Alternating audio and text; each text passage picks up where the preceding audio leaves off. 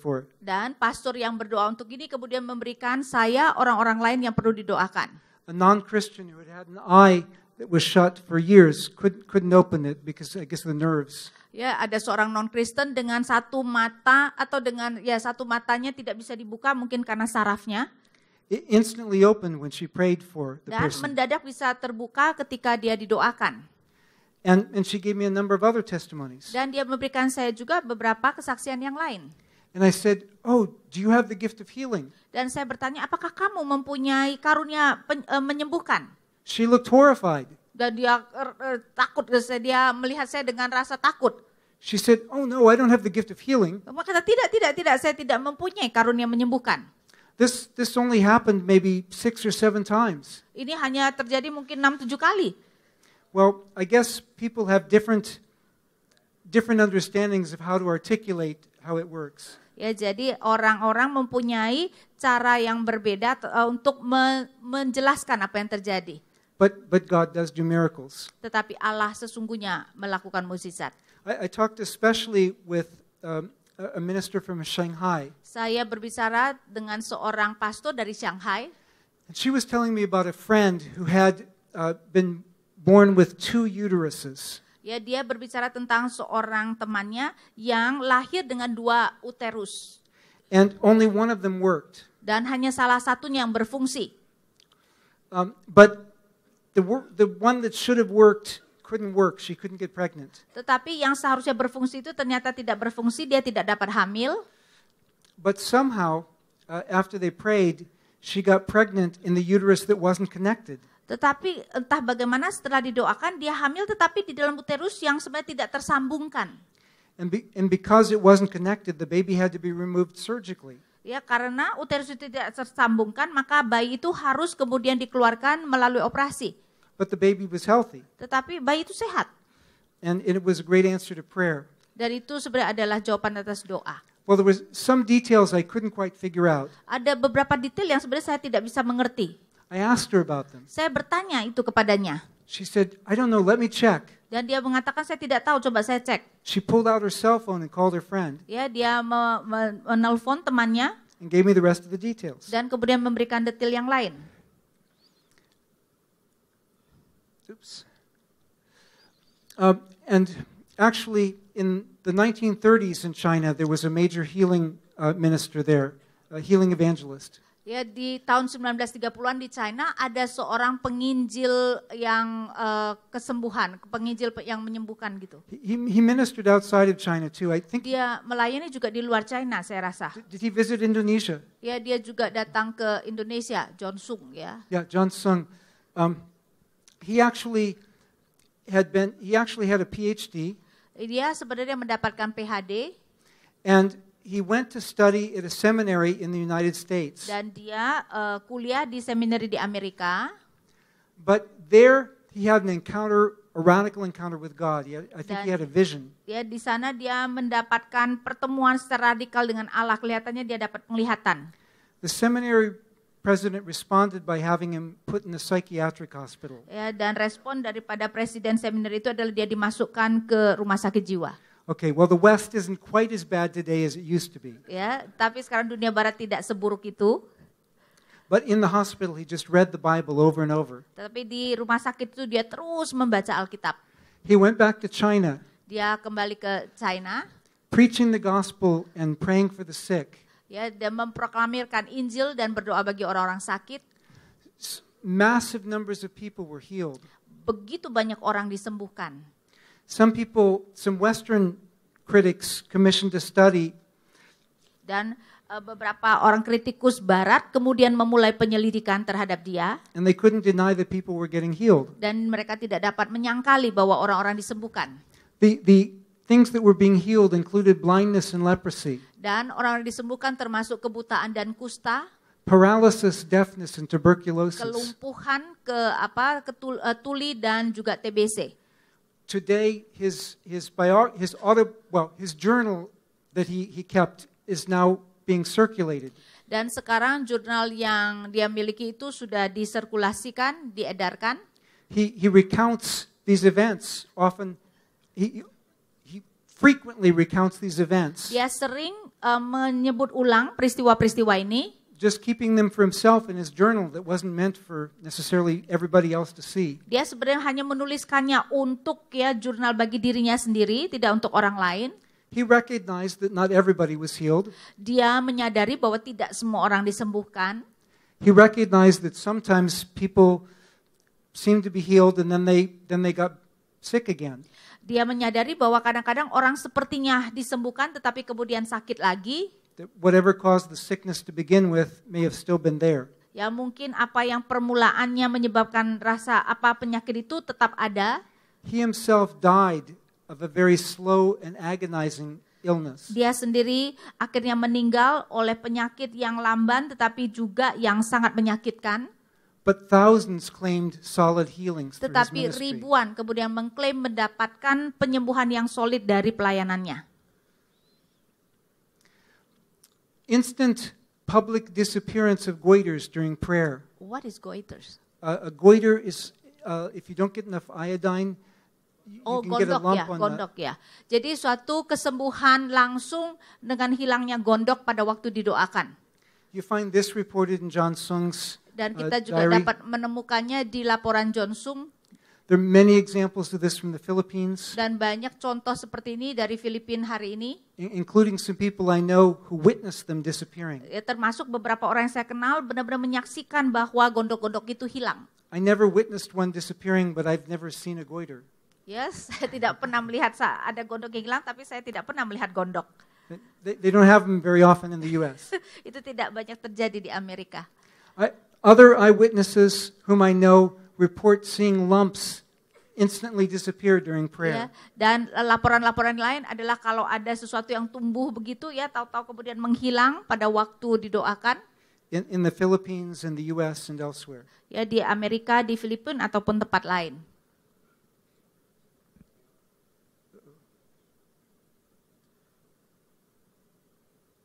Maybe they want me to stop. You need to look at that way. Okay. Oh, Yeah. there it goes. Okay. Talking about very credible eyewitnesses. Berbicara tentang saksi mata yang bisa dipercaya, yang sangat bisa dipercaya. Won Suk and Julie Ma Salah satunya adalah Won Suk dan Julie Ma from Korea. dari Korea. Both have PhDs. Dua-duanya memiliki PhD. They both work at Oxford Center for Mission Studies. Mereka dua-duanya melayani di Oxford Commission Study. Won Suk is the director of the Oxford Center for Mission Studies. Dan salah satunya adalah, director, is it? Yeah. Jadi salah satu ada director dari OCMS itu. And they report a number of miracles. Dan mereka melaporkan beberapa mukjizat. But in terms of an instant visible miracle, Tetapi berkenaan dengan mukjizat yang langsung sembuh itu, they report praying for toxic goiter. dan mereka melaporkan mereka berdoa tentang gondok yang disebabkan oleh racun. This person was dying of the toxicity of the goiter. Ya, jadi orang ini sekarat karena keracunan yang terjadi di gondoknya.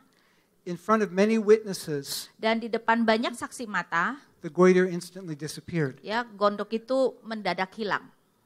So, I mean, in the Gospels, you usually don't see something that visible. Ya, di Injil kita tidak sering melihat sesuatu yang begitu nyata, But God can do anything. tetapi Allah dapat melakukan apa saja. Luther O'Connor, Luther O'Connor, he's the assistant professor of Methodist Studies. dia adalah asisten profesor di United Methodist Studies At a seminary in the United States. di seminari di Amerika. And he was praying for a woman, this is in the Philippines, I believe. Dan ini saya rasa terjadi di Filipina, dia sedang berdoa. She had a metal implant in her leg Dan dia ada metal yang dioperasikan ke dalam kakinya. on account of which she couldn't bend her leg. Dan karena itu dia tidak dapat menekukan kakinya. And you can kind of see the scar where the implant was put in. Dan saudara bisa melihat bekas luka di mana metal itu dimasukkan. Luther prayed for her. Luther berdoa untuk dia.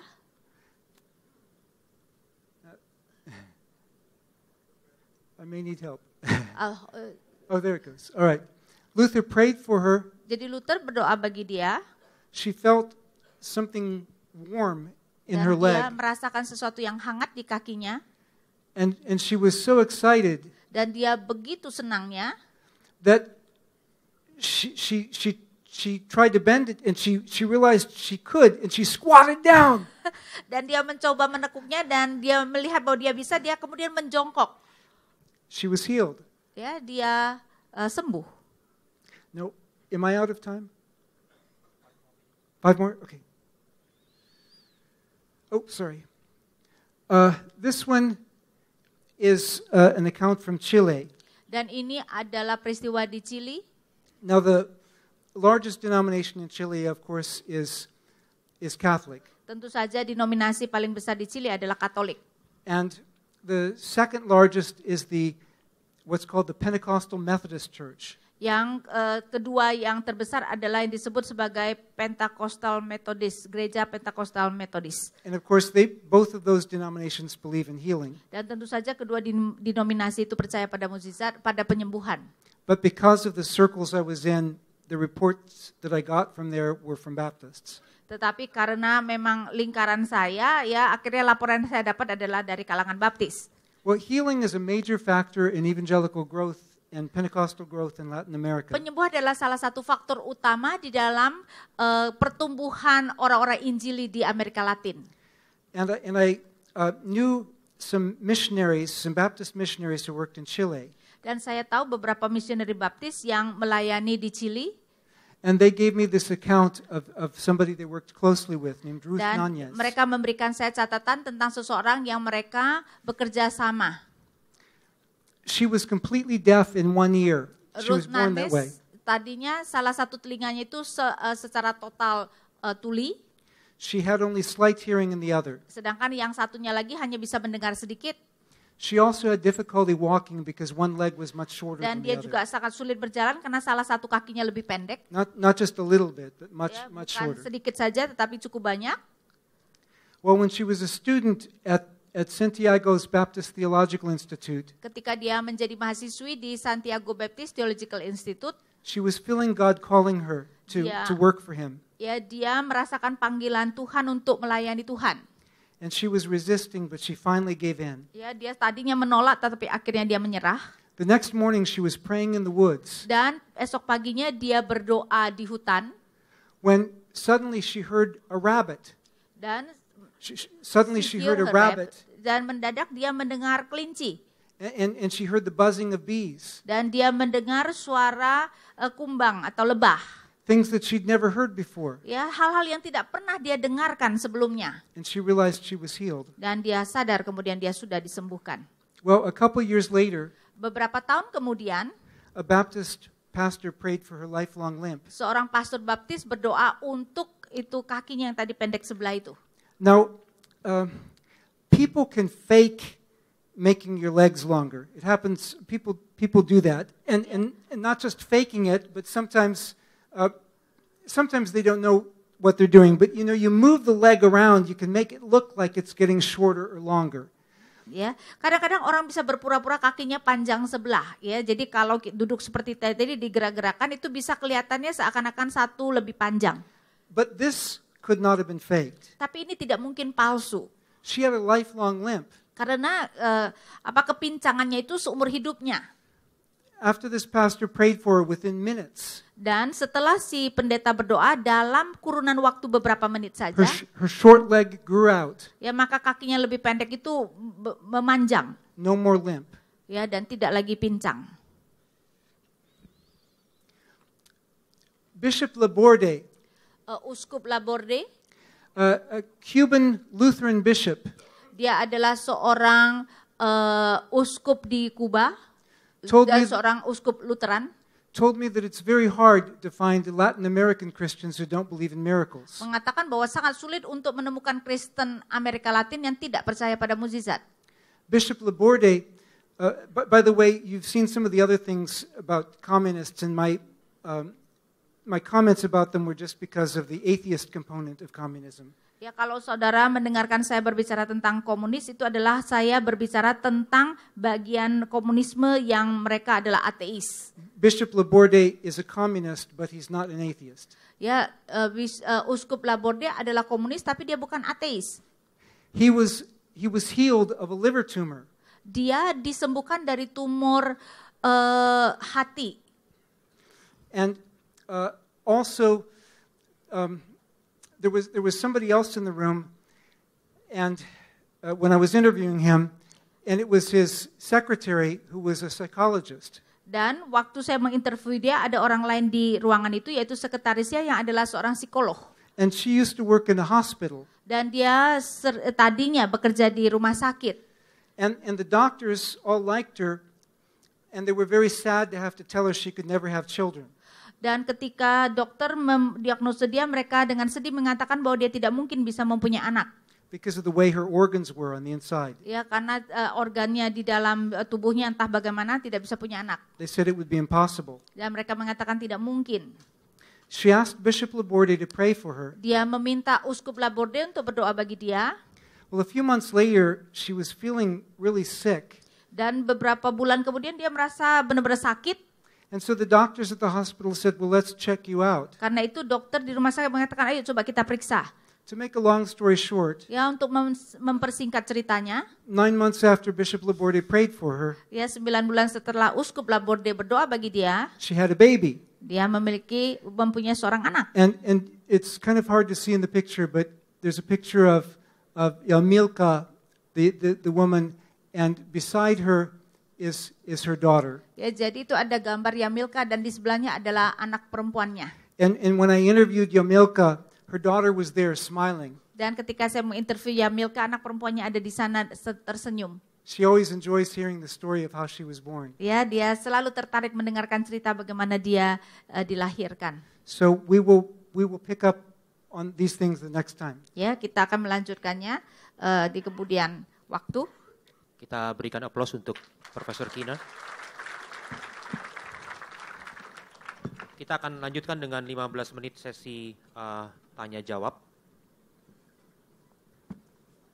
Boleh minta bantuan media untuk menampilkan pertanyaan. Bapak Ibu, ini pertanyaan yang masuk ke SMS yang tadi dicantumkan di media sangat banyak.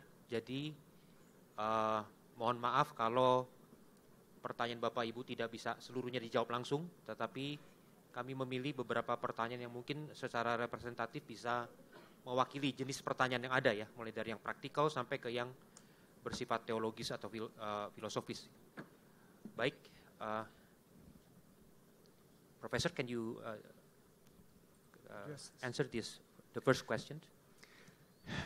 In Matthew 7:22 and 23, where miracles are happening through people who aren't really obeying God. Di dalam Matius 7 ayat 22-23, ketika mukjizat terjadi pada mereka yang tidak sungguh-sungguh taat kepada Allah.